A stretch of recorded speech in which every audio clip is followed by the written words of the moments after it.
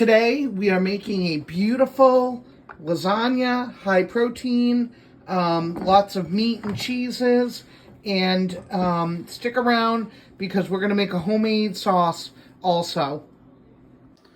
Alright, I'm making a double batch of sauce. So that is 4 tomatoes sliced in half, half an onion, that's a rough estimate. Usually it's a quarter per 2 tomatoes, but like I said, I'm making a double batch. So I added the whole plastic container of cherry tomatoes. I like to mix my tomatoes. I'm going to spray this with oil, salt and pepper, and then I'm going to go ahead and roast that in the oven. And I'll show you what it should look like when it comes out. Alright, so I just want to show you before I put it in too. Salt and pepper, good amount. You can see it on the food. If you have fresh garlic, this would be the time that you would put the garlic in this pan and roast it with it. I use a jarred garlic, so I add it in separate. But if you have the bulbs, you can roast them at this point. This is what you want your tomato and onion to look like. See how there's just a little browning around the side? You're not burning it. You're just kind of browning everything. See those cherry tomatoes? How they have just a slight browning to them? This is what you want it to look like. So that being said, this is piping hot. And I'm going to blend it into a sauce in my NutriBullet, which is an airtight container. So I want to wait for this to cool. So we're going to let this cool down before we blend it into sauce. And we'll be right back. Okay, we're ready to make the sauce. And I want to let you know that my blender is a NutriBullet. It holds about 2 cups. So that's why I said I'm making a double batch. So normally I would do 2 tomatoes, which is 4 halves. So I'm going to take 4 halves of the tomato, because I'm going to have to blend this twice. If you're using something like a Ninja, and then take the quarter of, let me get that so you can see it, quarter of the onion, and half of the cherry tomatoes, and you're going to add that to the blender. So that'll be batch number 1. So that's what that looks like. We're going to add to it. Also, we have to season everything so it tastes like a sauce. I add a little oil.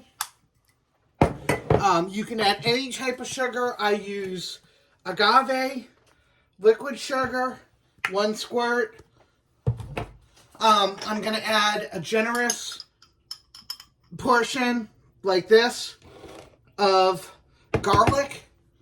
And you can add Parmesan cheese, but my lasagna is already going to be cheesy, so I'm going to skip the Parmesan this time. And I'm going to add, I just washed this basil, a bunch of fresh, has to be fresh basil, and get that all in there. Keep going, more basil. This is the best part, tomato basil sauce. Even some more. And we're going to blend this all up, and this is going to make a beautiful, delicious tomato sauce. So I use a lot. I'm still adding basil. I don't know if you can see. See, I've added a lot of basil. I can't even tell you how many leaves. 10 or 12 leaves, maybe more. And then the last spice that I want to add, and I should have gotten it out ahead of time, but I wasn't thinking,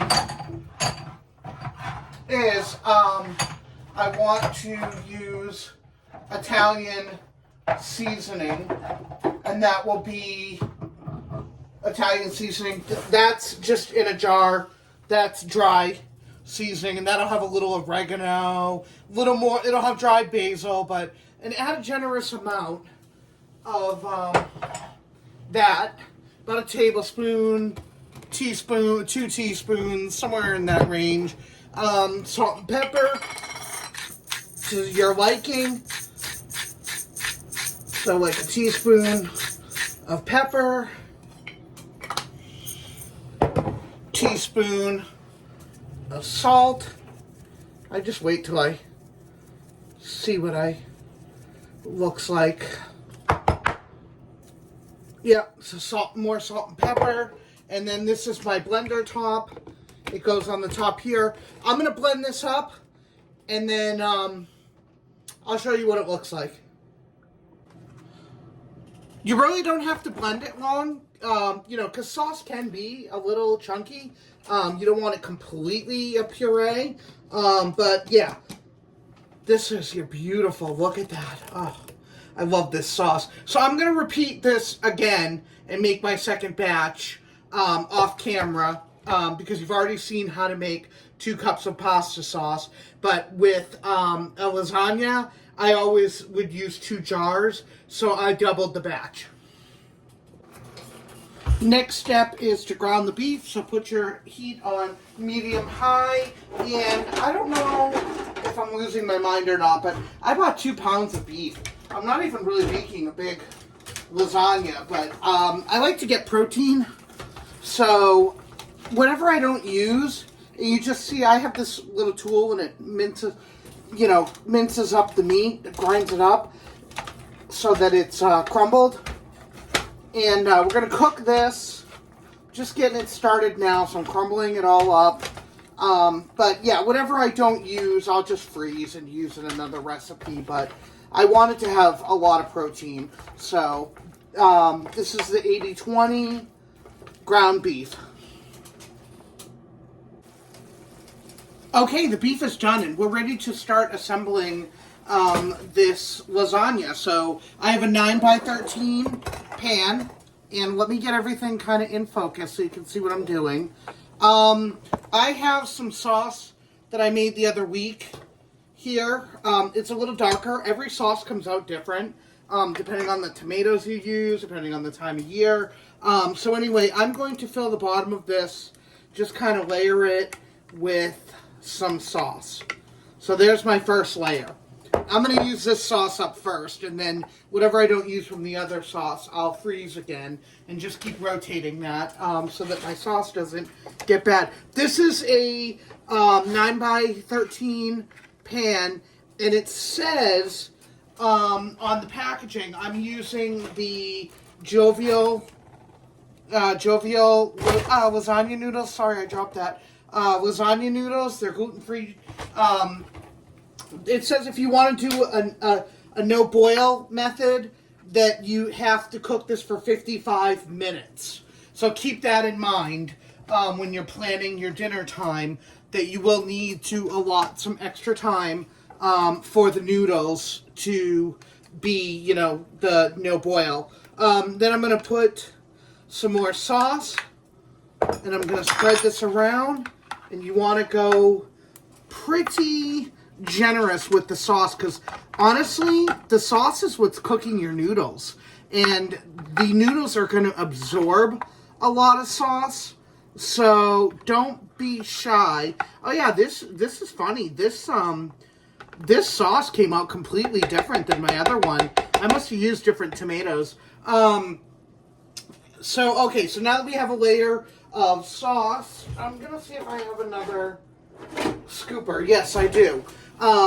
So after the sauce is going to come the beef. And go generous, because remember, we got 2 pounds here.